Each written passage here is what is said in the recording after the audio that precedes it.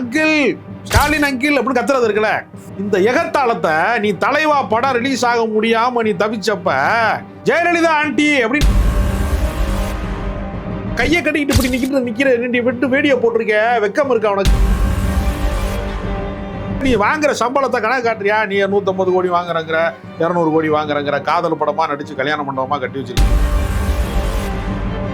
சொல்றீங்கல்ல துர்கா ஸ்டாலின் கோயிலுக்கு போறதெல்லாம் விமர்சனம் பண்றீங்கல்ல, ஒரு பொண்டாட்டியை காணா, நான் வந்து ஹேபியஸ் கார்பஸ் பண்ண. பெரியாரையும் அண்ணாவையும் ஏற்றதான் ஒரு கட்சி கொள்கையில இருக்காரு. ஏற்றுக்கொண்டார்ல. பெரியாரை குறித்து தரக்குறைவாக வீதிதோறும் விமர்சனம் என்கிற பெயரில் அவதூறை பரப்பிய சீமான் பேசிய போது நமது வாரங்களை பொத்தி கொண்டு